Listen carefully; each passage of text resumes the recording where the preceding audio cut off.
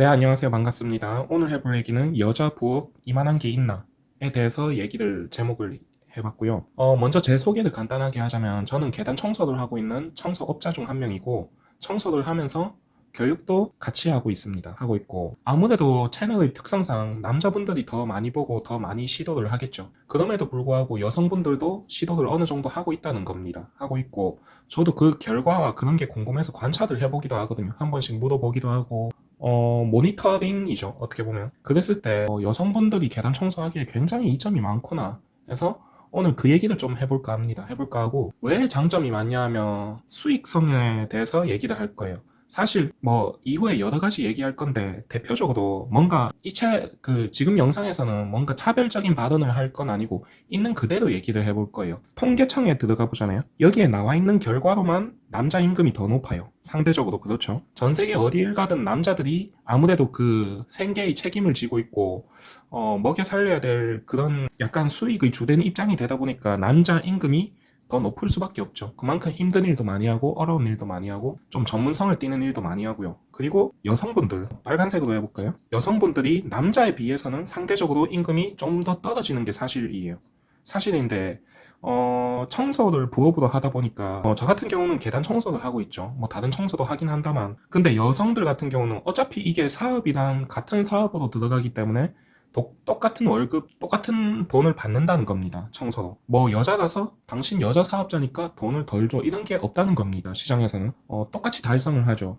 그리고 제가 본 수많은 2030 여성분들은 뭐 잘 모르겠어요. 실질적으로 제가 봐온 여자분들 기준으로 말씀드릴게요. 월 200에서 250 사이가 굉장히 많았어요. 인스타나 뭐 그 블로그나 이런 데나 뭐 어떻게 쓰는지 모르겠지만 일단 제가 본 시선은 그랬고요. 그리고 남자분들 같은 경우는 뭐 300 이상인 경우가 상당히 많았어요. 상당히 많았는데 이걸로 뭔가 성차별하거나 그런 적 발언을 할 게 아니라 청소 요금에 대해서 얘기를 할 거거든요. 자, 남자 1과 여자 1이 같이 청소 사업에 뛰어들었다 칩시다.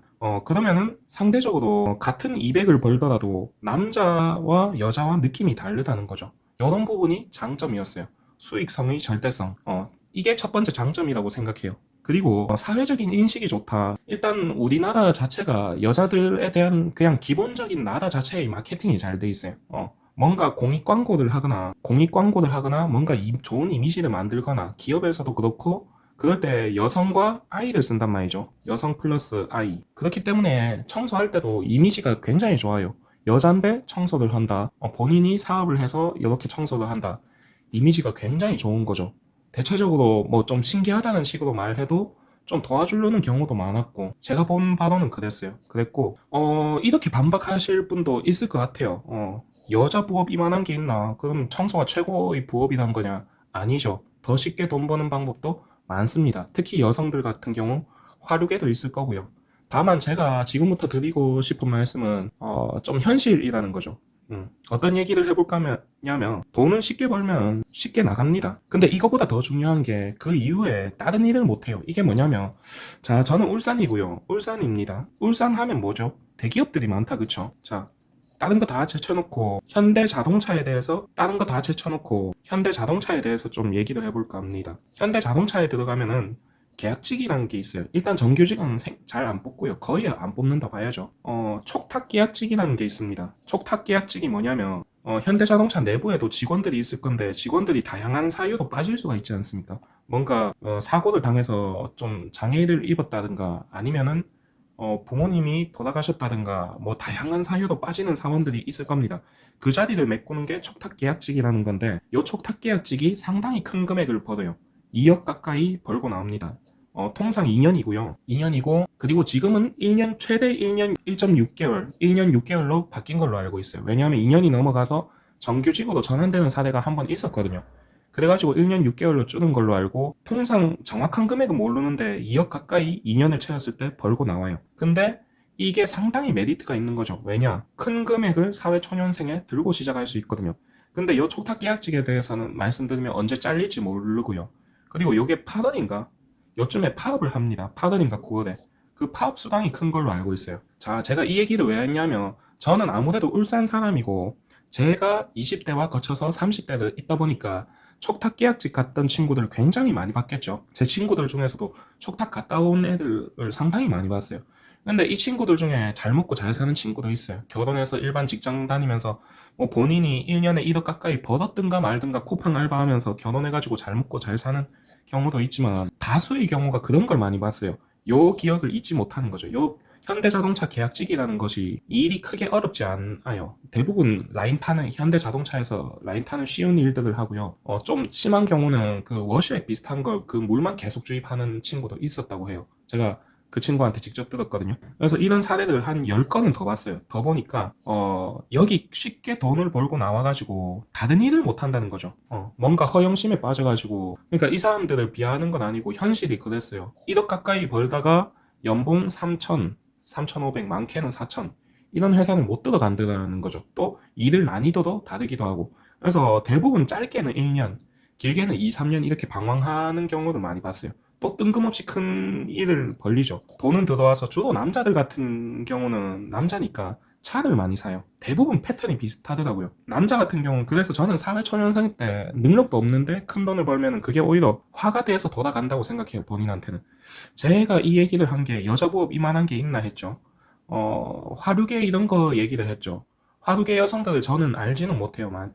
알지는 못하는데 비슷할 것 같아요. 이 얘기를 그걸 얘기하려고 했거든요. 그분들도 돈을 쉽게 벌면은 예를 들어서 월 1,000만 원, 2,000만 원 이런 식으로 벌었다고 치죠. 근데 이게 힘들게 일해서 번 돈이 아니라 쉽게 번 돈이죠. 자, 그러면 이 기억을 잊지 못한다는 겁니다. 잊지 못해가지고 다른 일을 못하는 거죠. 쉽게 전부 다 쉽게 돈을 벌었는데 물론 그들만의 고충은 있겠지만 어쨌든 상대적으로 쉽게 돈 벌었는데 보통 직장은 어떻습니까? 8시, 늦어도 9시에 출근을 하죠. 그리고 하루 종일 직장에 있습니다. 해가 질 때까지. 짧게는 17시, 늦게는 18시, 뭐 야근도 있겠죠. 그리고 직장 상사 눈치도 봐야 되죠. 사람들과의 관계성에 있어서 스트레스도 받아야 되죠. 그런 일을 못 한다는 겁니다. 제가 촉탁계약직들, 이 수많은 촉탁계약직들을 보면서 느낀 게 그거예요. 아, 저게 저 사람한테 독이 되어서 돌아가는구나. 예를 들어서 촉탁계약직으로 한 2억, 1.5에서 2억을 벌었다고 쳐요. 보통 차를 한 대씩 사요. 뭐 싼 거는 한 3, 4천만 원짜리 사고 비싸면 5, 6천만 원짜리 사고 그렇게 해서 돈을 쓰면서 본인은 뭔가 고민하고 생각하는 시간을 갖는다는 구실을 하면서 쉬기 시작하는 거죠. 어떻게? 돈을 소모하면서. 그러다가 1년, 2년 지나고 차랑 유지비는 계속 나가고 아무래도 좋은 차들을 새 걸로 뽑았다 보니까 1년, 2년, 한 3년 차 때부턴 소모품도 많이 들어가게 되고 그렇다고 다른 직장을 가기는 싫고 왜냐? 이 기억을 못 잊는다는 겁니다. 그래가지고 저는 오히려 좀 쉽게 돈 버는 게 덕이라고 생각해요. 개인적으로는 그렇고 그 다음에 좀 더 얘기해 볼 부분이 아까 임금 얘기했죠. 임금. 아무래도 200에서 250 이런 식으로 받다가 청소요금, 부업으로 200 받는 거랑 월 300 이상, 많게는 500, 600인 분들도 꽤 많았어요. 제 구독자분들 중에서는. 근데 그분들 입장에서 200. 그 상대적 가치가 아무래도 차이가 나죠. 다만 그거는 있었어요. 여성분들이 경쟁력이 떨어진다. 지금부터 그 얘기를 해볼 건데 연령대별 얘기를 해볼까 합니다. 남자 파란색으로 해볼까요? 남자 20대가 있고 30대가 있고 40대가 있고 50대가 있고 60대가 있습니다. 간혹 가다가 청소하시는 분 중에 이분들은 그냥 동네 장사만 하시는 분들인데 70대도 간혹 보이긴 보이셔요. 자, 그 다음에 여자분들 20대가 있고 30대가 있고 40대가 있고 50대가 있겠죠. 60대가 있고 현재까지 저는 70대 여성 청소업자분들은 못 봤습니다. 못 봤고 자 여기의 문제가 뭐냐면 일단은 사회적 인식이 좋아요. 장점. 이 모든 성별 사회적 인식. 요게 비단 뭔 얘기냐 하면은 남자가 뭔가 태권도를 하거나 돌려차기를 해서 송판을 한 3장 깨면은 그거는 전혀 누구도 대단하다고 생각하지 않아요. 다만 여자가 돌려차기로 송판 한 장을 깼다. 박수 쳐주는 사회죠. 그만큼 사회적 인식이 이미지가 마케팅이 잘 되어 있다는 거예요. 그게 청소업에도 드러난다는 겁니다. 여자가 청소한다? 꼼꼼하겠지, 깔끔하겠지, 그런 인식이 있어요. 다만 특히 이 나이대 여성들, 20대, 30대 여성들은 경쟁력이 굉장히 떨어진다는 걸 말씀드리고 싶어요. 왜냐? 호의를 받으면서 살았던 세대거든요. 그런 어쨌든 뭘 해도 좀 도움을 받고 뭘 해도 경쟁을 안 해본 사람들이거든요. 제가 극단적으로 한번 말해 볼게요. 제 친구 중에 20대 때 놀고 먹었어요. 그냥 일도 안 하고. 그러다가 집에 전기가 끊겼어요. 14,000원 못 내가지고 끊겼다고 하더라고요, 본인이. 그래가지고, 아르바이트를 하면서 진짜 라면 먹으면서 초코파이 한 상자 사두고 공부하고 그렇게 해가지고 이 친구가 정유소를 들어갔어요. 본인이 한 번씩 만날 때마다 무슨 영웅단처럼 매번 얘기하거든요. 기를 쓰고 노력했다고 죽을 만큼 힘들었다고 얘기를 해요. 20대 때 했던 얘기예요. 근데 미안하지만 여성분들은 이런 노력을 안 하거든요. 힘들면 도움을 요청하지. 그 차이인 것 같아요. 무슨 말을 하고 싶느냐? 남자들은 20대, 30대 남자들은 누군가에게 도움을 요청하기보다 애초에 그렇게 도와줄 사람도 없고, 물론 부모님이나 있겠지만 도와주는 게 오히려 독인 거죠. 기를 쓰고 노력해서 스스로 일어나는 경우가 많아요. 그랬을 때 아들 스스로 깨고 나온 거죠. 어떤 식으로 하는지 굉장히 경쟁력이 올라가는 나이대예요. 스스로 뭔가를 해야 경쟁력이 올라갑니다. 올라가고 40대 구축이 완벽하게 되죠. 30대 때 완성되어 가는 시기고. 반면에 20대 여성분들이나 30대 여성분들은 아무래도 좀 연령대가 그렇다 보니까 사회 인식도 그렇다 보니까 어려운 일을 만났을 때 다 그런 건 아니지만 상대적으로 많은 부분이 좀 주변에 해달라는 경우가 많은 거죠. 본인이 할 생각을 안 하고 책임을 전가시킨다든가 그런 경우가 저는 상대적으로 좀 굉장히 많이 봤습니다. 많이 봤고 주로 청소업자분들 같은 경우 여자분들은 어떤 경우가 잘 되느냐 하면 20대 30대가 없는 건 아닙니다. 없는 건 아닌데 상대적으로 좀 낮긴 낮아요. 경쟁력도 그렇고 40대부터 좀 경쟁력 있으신 분들이 많았어요. 어떤 유형이 많이 하시느냐, 아이 다 키워놓고요. 40대면 결혼을 하고 애를 낳고 보통 초등학교 보내면은 이제는 일을 해도 되지 않습니까? 그렇게 해서 사회에 나오신 여성분들, 그분들이 경쟁력이 있었어요. 자, 청소를 하다 보니까 경력이 뭐 단절되거나 그런 경우도 없고요. 그리고 아이를 키우거나 집안일을 적게는 10년, 많게는 십수년을 해왔어요. 40대, 50대 여성분들은. 그러면 그런 것들이 누적이 돼가지고 청소에 이점을 발휘하는 경우가 굉장히 많았어요. 많았고, 다만 그런 경우는 있죠. 40대 후반이나 50대 여성분들 같은 경우는 뭔가 저를 찾아오거나 했을 때, 필요해서 찾아왔지 않습니까? 본인이 원하는 게 있어서. 뭔가 교육을 받는다든가, 그랬을 때, 뭔가 말을 해주면은, 본인 생각대로 할 때가 많았어요. 좀 말이 안 들어간다 해야 되나? 자기 말만 하다가 그냥 끝나는 경우가 굉장히 많죠. 저한테 주로 이 유형들이 전화를 많이 하셔요. 60대는 아니고. 40대, 50대 아주머니들이 주로 전화를 굉장히 원합니다. 전화를 해서 하면은 저한테 뭔가 얻고 싶어가지고 그래가지고 전화를 하고 막 알아보고 한단 말이에요. 근데 본인 말만 계속해요. 계속 하시고 근데 그게 뭐 말하는 게 잘못은 아니죠. 잘못은 아닌데 본인 생각대로 하는 경우가 많았어요. 뭔가 그 방법은 좀 잘못된 것 같은데요 하고 말씀을 해드려도 아니 나는 이게 맞는데? 이런 식으로 가는 거죠. 그러면 저는 그 다음부터는 말 안 하거든요. 왜냐?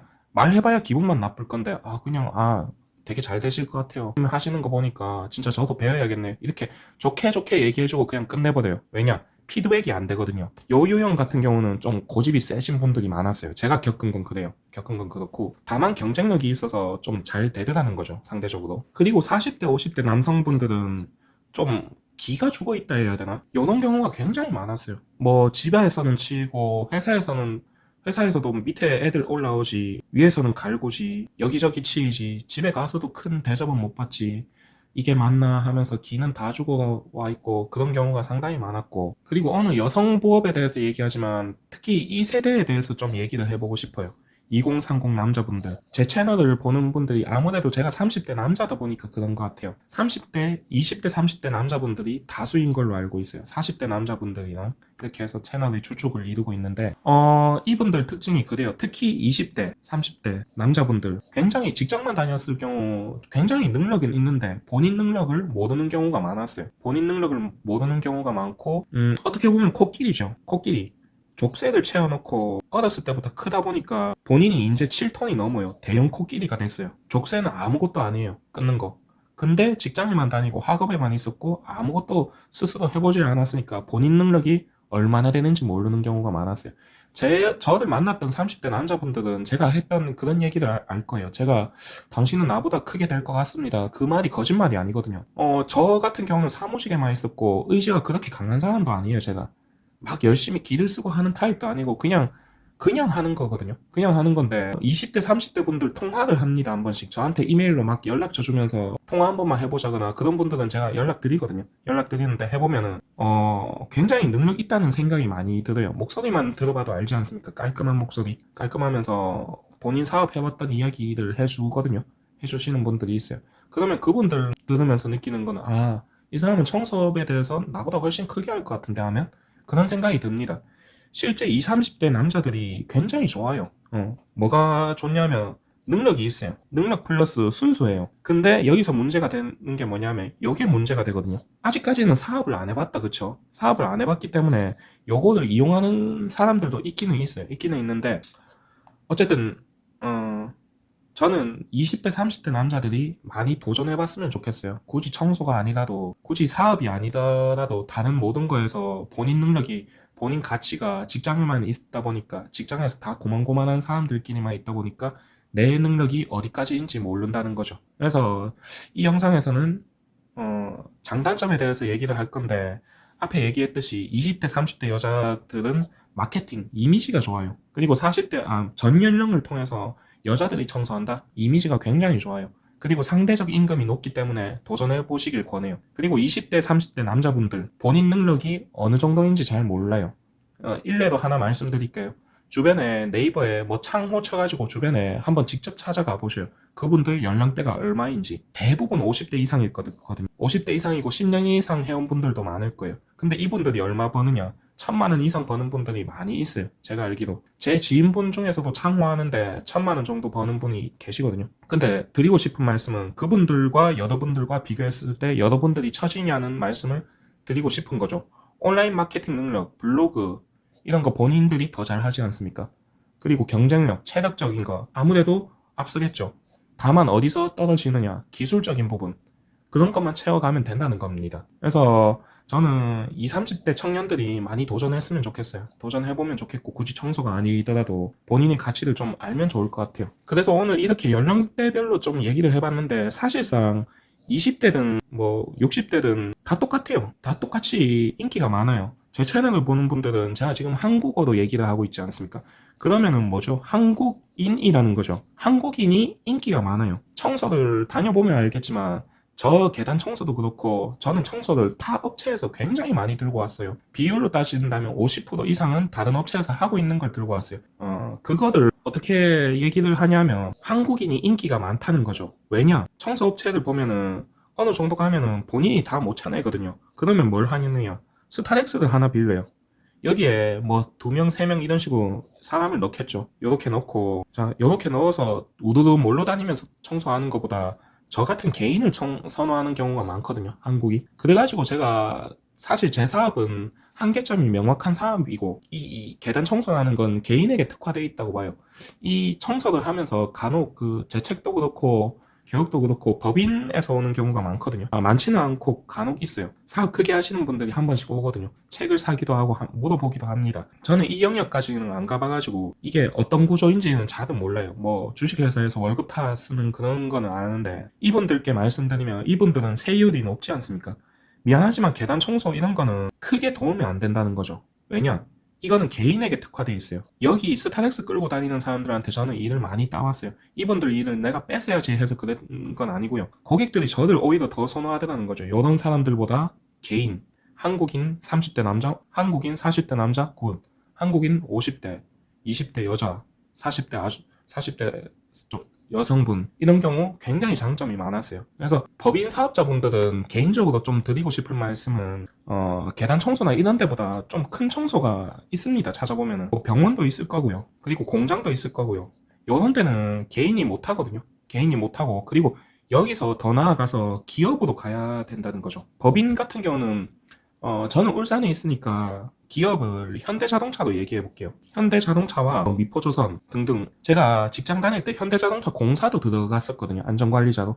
제가 총괄 감독했었는데 여기에는 자체적인 그 커뮤니티 비슷한 게 있습니다. 거기서 기업 등급이 있어요. 등급이 해가지고 입찰을 봅니다. 입찰을 봐가지고 용광로 청소. 이게 용광로 청소라는 게 용광로를 예를 드는 겁니다. 그러니까 용광로를 하지 않고 제1공장 청소, 뭐뭐뭐 청소 이런 식으로 나오거든요. 정확히는 청소가 아니라 뭐 분진 제거 이런 식으로 공사명이 있어요. 요거를 입찰 봐가지고 따거든요. 그 여기 들어가는 기업들이 규모가 크느냐? 아닙니다. 제가 봤을 때는 직원 2, 3명인 곳이 다예요. 하청 돌리면서 좀 청소를 법인 이렇게 되시는 분들은 계단 청소 이런 거는 돈도 안 되고 사실 개인에게 특화된 거예요. 개인이 했을 때 장점이 많은 청소고 수익을 크게 낼 수 있는 구조이지 법인분들에게는 제가 봤을 때는 그래요. 크게 도움은 안 된다.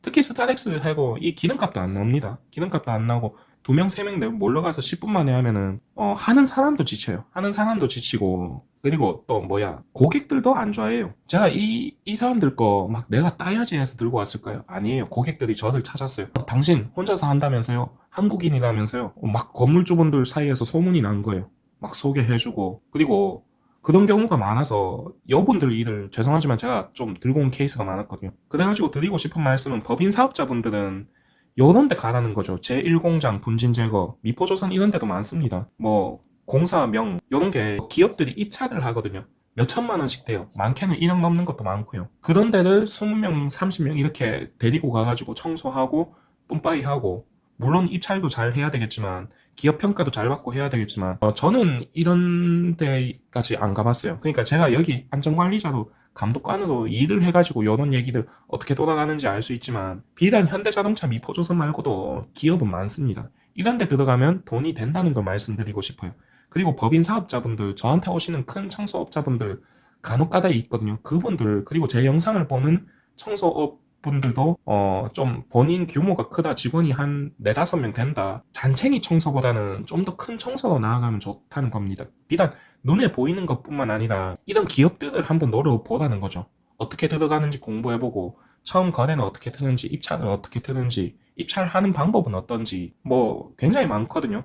그 울산에는 그 원자력 발전소가 있어요. 원자력 발전소가 있는데 어느 날 여기 그 화물선이 들어오다가 기름 탱크가 좀 새가지고 바닷가에 기름이 쫙 퍼졌었거든요. 그게 뭐 기름 유출 사건 그 정도까지는 아니고 그냥 조금 퍼졌어요. 근데 요거에 보험 처리가 된다는 거예요. 기름 유출된 게 보험 처리가 돼가지고 그때부터 견적을 엄청나게 높게 부르는 거죠. 회사에서.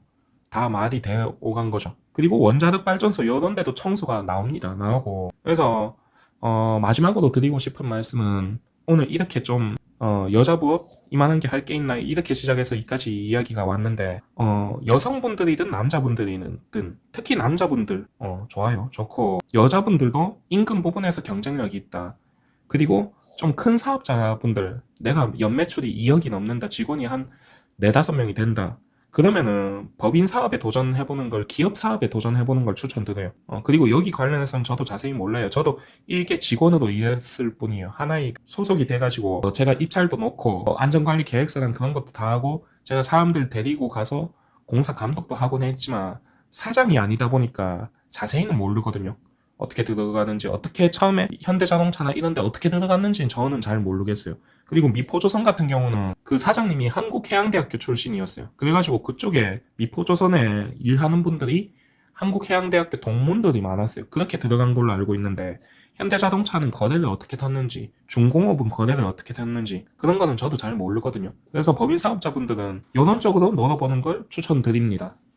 이상 뭐 이렇게 주저리 얘기해봤습니다. 이상입니다. 감사합니다.